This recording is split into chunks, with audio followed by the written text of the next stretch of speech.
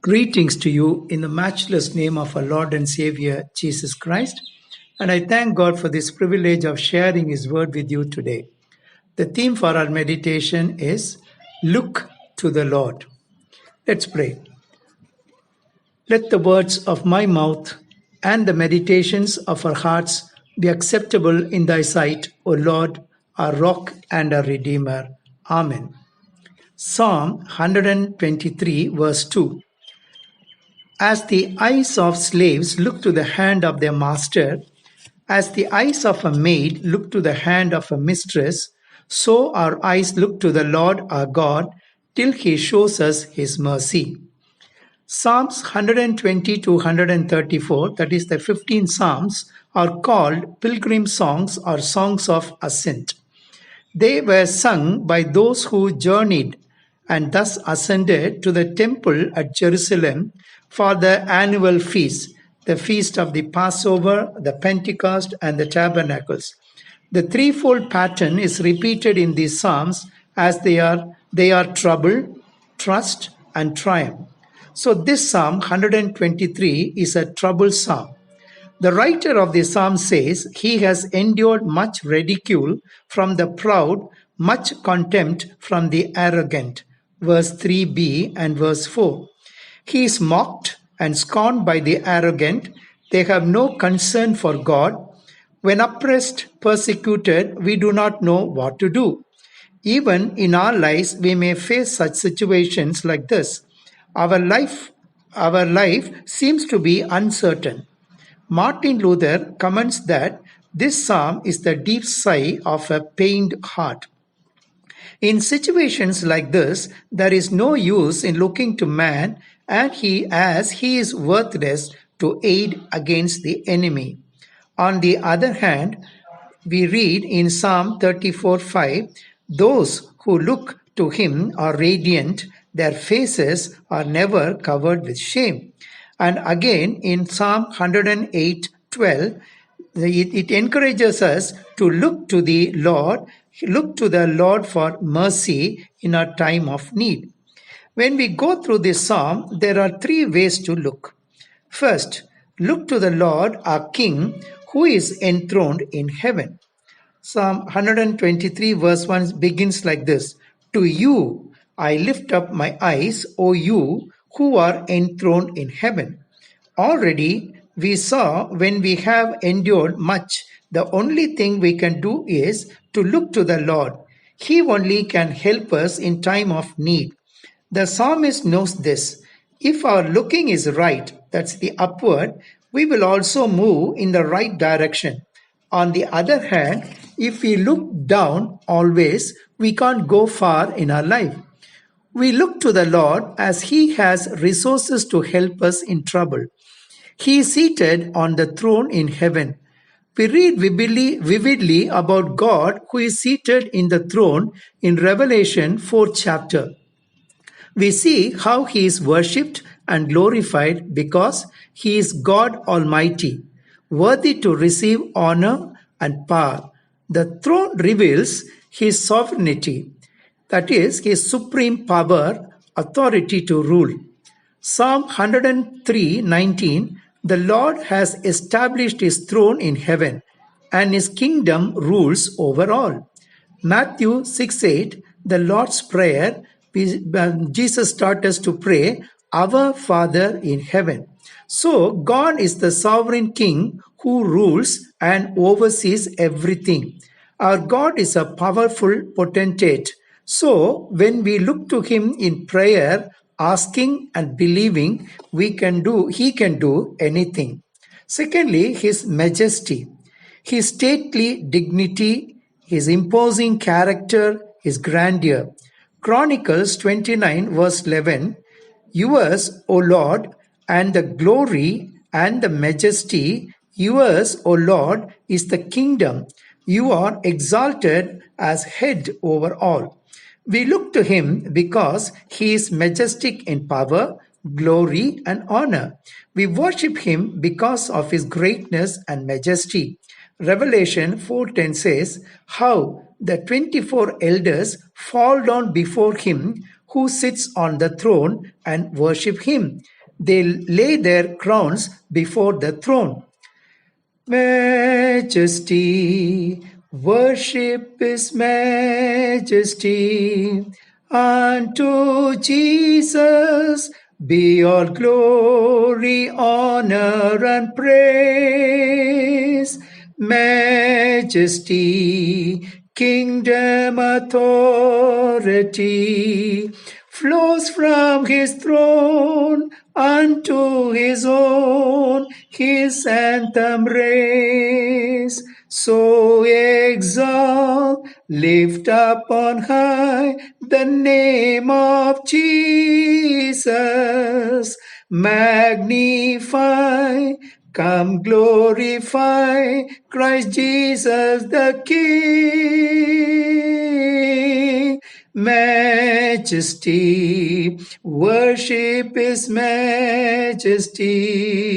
Jesus who died, now glorified, King of all kings. Jesus who died, now glorified, King of all kings. Secondly, look to the Lord as a servant looks to his master.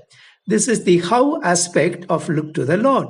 Psalm 123 verse 2, we see here the picture of how a servant looks to his master, servant girl looks to her mistress. We too should look to the Lord with this attitude. Look to the Lord with the attitude of a servant. If we look to the Lord with the attitude of a servant, we should be first watchful. The eyes of a servant is trained to look to his master. He is all the time watchful, looking for the slightest gesture, the smallest wave of a finger to indicate his will. Small Cox writes, a Christian is one who has his eyes fixed on the hand of God, absorbed in watchful expectation of some sign or gesture, however slight, which may indicate his divine will. All of us would have experienced how the waiters in a restaurant are so watchful to help us by looking at our small gestures. Likewise, to look to the Lord, we should have a trained watchfulness of the servant who is ready for the smallest gestures. In Psalm 121, we read God watches over us. In Psalm 123, we should be watching God. Secondly, it is waiting. It is not only watching, but waiting also. In 123:2, the last part, so our eyes look to the Lord our God till he shows us his mercy. In some translation, it is until. This word tells us that there need to be a time of waiting before the help we sought arrives. Sometimes when we look to the Lord for help, we may not get it immediately. We may be disappointed thinking God has not heard us, but it is not so. It is not denial, but God defers his help. Why? To stir up our faith and also to know that the ways he is looking to deliver us are manifold and miraculous, which we would never be able to understand. So it is not denial, but deferred, and also to be assured that we are not neglected. John Milton's poem, they also serve who stand and wait. Thirdly, it is submission. This is the third attitude of a servant. This means that we should be responsive to his commands, be obedient to his commands. God is our master and we are his servants. It should not be the reverse, that's the backward. But sometimes we feel that we have to give, that we feel that we need not give up our freedom when we take this attitude of a servant. But in reality, we find true freedom in life only by being a servant of God, fully submitting ourselves to him.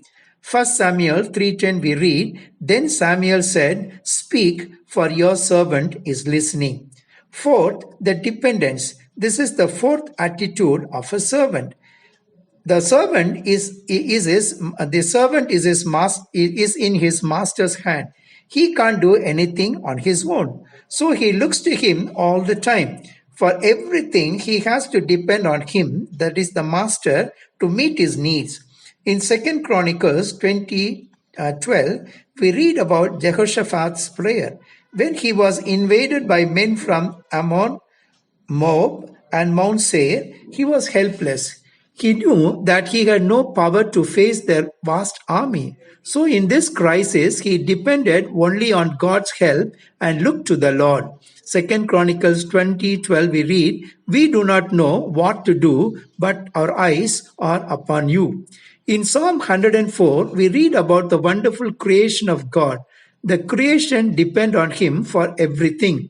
In verse 27, these all look to you to give them their food at the proper time. Why should we depend on him and look to him? Because he has all the resources to help us. Psalm 145 verse 15 and 16, the eyes of all look to you, and you satisfy the desires of every living thing. Philippians 4:19, and my God will meet all your needs according to his glorious riches in Christ Jesus. So look to the Lord as a servant looks to his master by keep watching, waiting, submitting, and depending on him.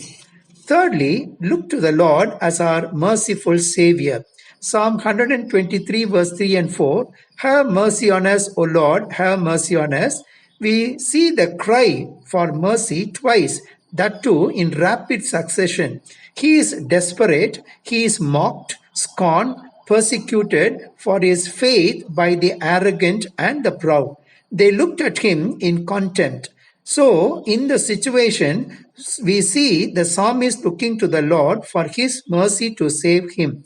The reason for the psalmist to look to the Lord for mercy, number one, God sees our suffering. Exodus 3:7, the Israelites cried to the Lord when oppressed by the Egyptians. They looked to him when God saw their suffering. He liberated them from the bondage of the slavery of the Egyptians. Secondly, he is our high priest who has been tempted and suffered. We read about that, so he can help us. We read about that in Hebrews chapter 2 verse 18, Hebrews chapter 4 verse 15 and 16. Hence, we can look and approach the throne of grace to receive mercy and grace in our time of need. Thirdly, he knows our limit. In Psalm 123, we read the psalmist repeatedly telling, we have endured much. That is, they have reached their limit. In 1 Corinthians chapter 10 verse 13, when we reach the limit, he will help us by providing a way out. Fourth, he opposes the proud. James 4:6 we read, God opposes the proud but gives grace to the humble. So when ridiculed by the proud and face contempt from the arrogant, our Lord himself will oppose them. Fifth, he can save us and give eternal life. John 3:14 and 15, so the Son of Man must be lifted up, that everyone who believes by watching at him in him may have eternal life. Look to the Lord and live. The Israelites who were bitten by the snake looked at the bronze serpent that was put up on a pole and lived. So dear friends, this morning we have clearly understood through this Psalm 123 that we should only look to the Lord in spite of the situations we are passing through. But when we face such situations, who do we like to look at? There is no use in looking to human beings because they can never meet our needs. So let us commit our lives to him and decide to look to the Lord, who is our King enthroned in heaven, with an attitude of servant, as he is our merciful Savior. Let's pray. Our Heavenly Father, thank you for speaking to us through Psalm 123, all about look to the Lord. In our crisis, help us, O Lord, to look to you only because you are our King who is enthroned in heaven. Help us to look to you with an attitude of a servant. When we are hard-pressed, help us to look to you to have mercy on us as you are our merciful Savior. In Jesus' name, Amen.